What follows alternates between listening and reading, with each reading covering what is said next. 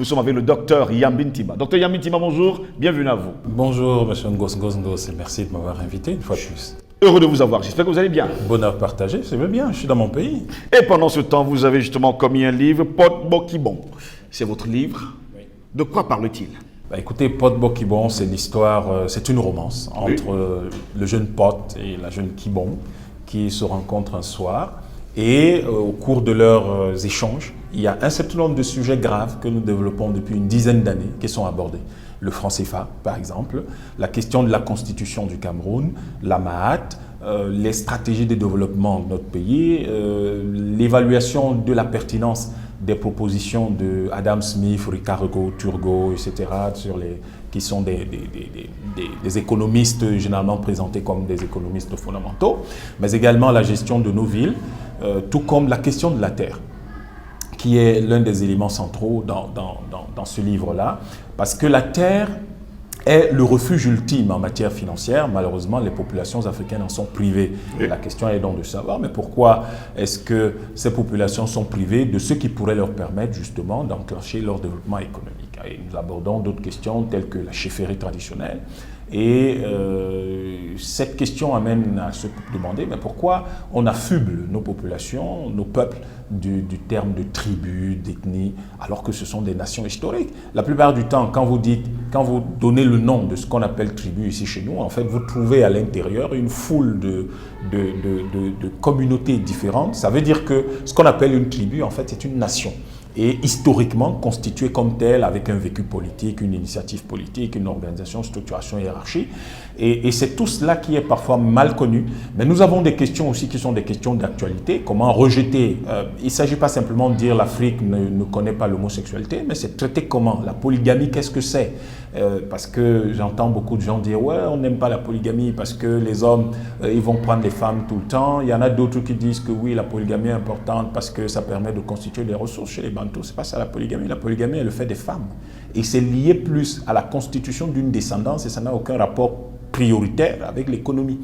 Donc, il y a toutes ces questions-là qui sont abordées et j'espère que ce couple-là, qui est très intellectuel, qui est très porté sur les discussions, les enjeux actuels de l'Afrique, j'espère que tous nos foyers vont partager le même engouement pour discuter de ces questions-là et pour un retour, donc une restauration de notre historicité, de nos valeurs, de notre culture, qui n'est pas un retour au passé, un retour romantique au passé, mais qui est plutôt, si vous voulez, une base de projection pour construire un avenir meilleur dans lequel les Africains se sentiront mieux.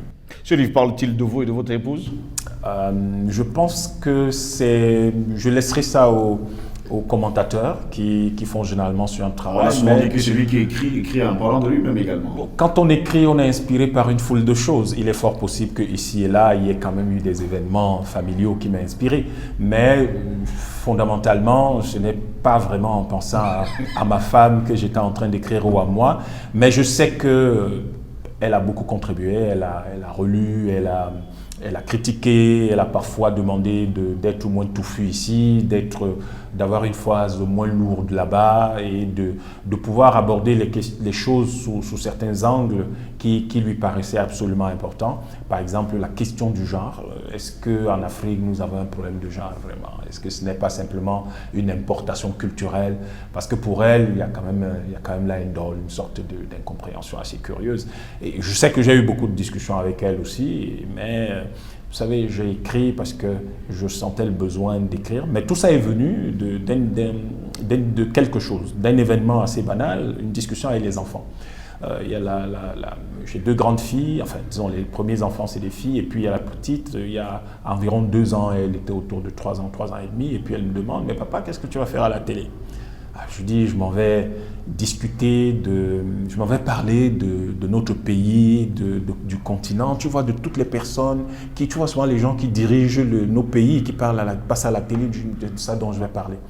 Et puis sa grande sœur de renchérir en disant « Oui, mais tu parles tout le temps, nous on n'a pas la possibilité on ne regarde pas la télé, et comment on saura ce que tu écris, tu dis ?» Je leur dis « Bon, très bien, je vais trouver un moyen de vous permettre de savoir exactement ce que j'ai dit. Peut-être pas aujourd'hui, peut-être quand vous serez grande, mais je vais consigner cela dans un livre et cela vous permettra de mieux connaître votre père. » En réalité, je réponds là à une demande de mes enfants, ce qui est pour moi la demande de tous les enfants d'Afrique qui ont besoin de mieux connaître leur continent et qui posent souvent des questions. Malheureusement, nous n'avons ni le temps ni l'amabilité de leur répondre et il est peut-être venu le moment de commencer à faire nos synthèses que nous allons leur laisser pour leur dire voilà, à un moment donné dans l'histoire, ce que nous pensions. Peut-être que ça les inspirera, comme nous l'espérons, et peut-être que ce sont là des outils que nous leur laissons pour qu'ils construisent un monde meilleur que celui que nous-mêmes nous sommes en train de construire aujourd'hui.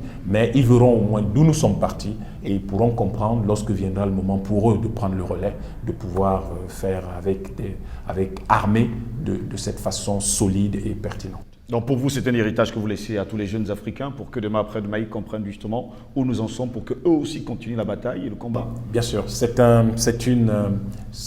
par-delà un héritage, une recommandation que je leur laisse en disant à cette époque-là, voilà ce que nous pensions, parce qu'il faut bien dire une chose, c'est que ces synthèses-là ne sont pas le fruit d'une réflexion comme on aime à le croire ici, messianique ou prophétique. Non, c'est des échanges que j'ai eu avec une foule de personnes, parmi lesquelles vous-même, M. Ngos. Et tous ces échanges-là ont quelquefois permis de préciser certaines idées, mais permis également de faire émerger d'autres idées que je n'avais pas forcément, et sur lesquels il a fallu travailler pour trouver l'angle qui me paraissait celui qui était en cohérence avec mes convictions de base. Et du coup, je pense que c'est un appel, c'est une interpellation pour que nous soyons toujours lucides, que les générations prochaines, jusqu'à perpétuellement, soient lucides et toujours sur le qui-vive, parce que la liberté, parce que le développement, parce que le bonheur et la prospérité, et surtout parce que la paix et la justice, la dignité auxquelles nous avons droit, nous, les Africains, mais également tous les hommes à travers le monde, est le fruit de cet éveil, de cette vigilance-là, pour toujours faire barrage à tout ce qui vient contraindre et amener les hommes sur le mauvais chemin et mettre sous la domination des uns, de quelques-uns. Eh bien, ce livre romancé a été édité par Collection Source Éclosion. L'avenir du livre, où est-ce qu'on va le trouver? On va, à partir du 10 août, on pourra le trouver à Douala, que ce soit aux éditions Éclosion ou en me contactant avec moi-même. Mais à partir du 15 août, on pourra le trouver sur Amazon également. Sur Amazon également. On pourra l'acheter directement. Absolument. Merci.